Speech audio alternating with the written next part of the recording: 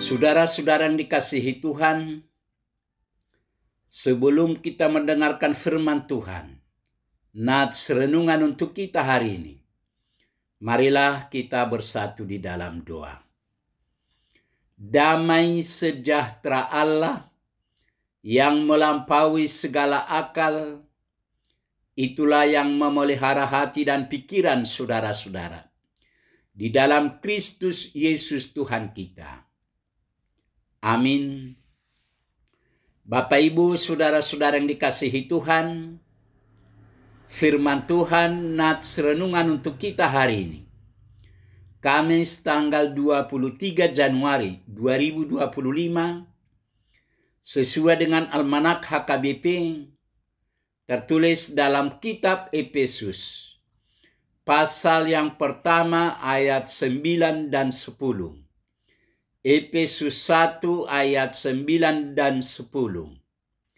Sebab ia telah menyatakan rahasia kehendaknya kepada kita, sesuai dengan rencana kerelaannya, yaitu rencana kerelaan yang dari semula telah ditetapkannya di dalam Kristus, sebagai persiapan kegenapan waktu untuk mempersatukan di dalam Kristus, sebagai kepala segala sesuatu, baik yang di surga maupun yang di bumi.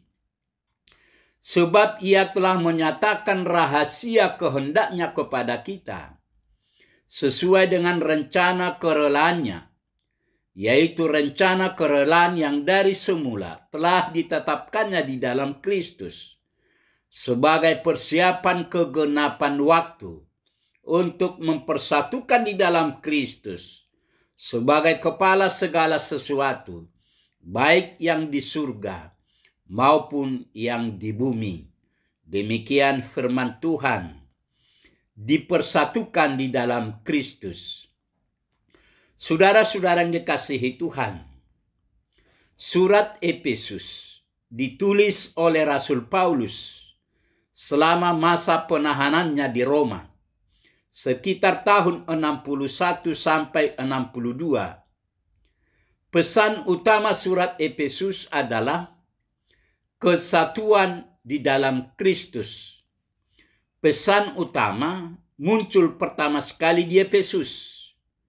Bisa kita baca di Efesus 1 ayat 9 sampai 10.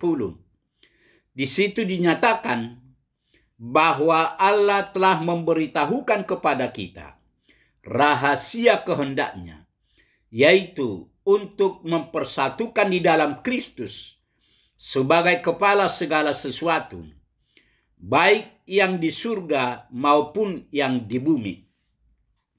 Mempersatukan segala sesuatu dalam Kristus berkaitan dengan dua wilayah, yaitu surga dan bumi. Jemaat, khususnya yang berkaitan dengan orang-orang Yahudi dan non-Yahudi, mewakili segala sesuatu yang ada di bumi.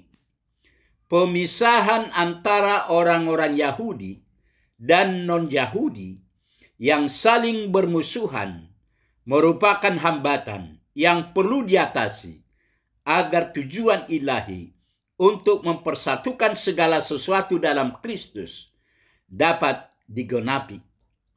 Sebagian besar dan surat ini ditulis untuk menjelaskan langkah-langkah yang telah diambil Allah dalam proses mempersatukan segala sesuatu di dalam Kristus. Di dalam ayat ini semakin jelas bagaimana rencana Tuhan dalam hidup kita yang kurang layak ini. Di dalam Kristus kita dilayakkan hingga dipersatukan dengan yang di surga. Inilah penyatuan Kristus, luar biasa rencana Tuhan dalam hidup umatnya. Rencananya, suatu saat kita yang ada di bumi akan dipersatukan oleh Tuhan. Oleh karena hanya Kristuslah yang bisa menghubungkan antara manusia yang di bumi dan Allah Bapa yang di surga, Yesuslah pengantara yang esa. Penyatuan ini juga menjadi doa Tuhan Yesus Sebelum Yesus diserahkan untuk disalibkan, Yesus mendoakan supaya semua menjadi satu. Dengan apa mereka dipersatukan? Dipersatukan dengan Kristus lewat korbannya. Kehidupan yang dipersatukan dengan Tuhan haruslah hidup dalam kesucian. Karena Tuhan adalah kudus, maka umatnya juga harus hidup dalam kekudusan, termasuk dikuduskan dari perkara-perkara dunia. Jika kita ingin dipersatukan dengan Tuhan yang ada di surga, maka kita juga harus meninggalkan perkara-perkara duniawi, karena hal itu mengakibatkan hukuman dari Tuhan. Saudara-saudara yang dikasihi Tuhan, apa yang mau disampaikan nats ini kepada kita?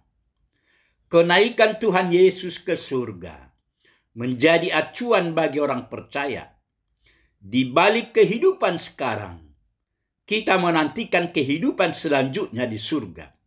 Setelah kita menjalani kehidupan di dunia sekarang, jika kita benar-benar percaya kepada Tuhan, Tuhan akan memberikan kehidupan yang kekal kepada kita.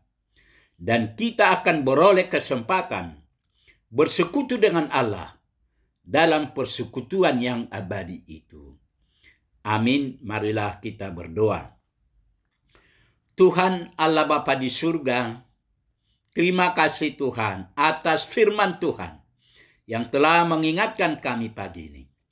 Firman-Mu sungguh indah dan memberi semangat hidup bagi kami. Berkatilah firman-Mu ini ya Tuhan. Berkati kami semua anak-anak-Mu, agar kami tetap bersukacita, memuji dan memuliakan nama-Mu. Terima kasih Tuhan, dalam Yesus kami berdoa. Amin.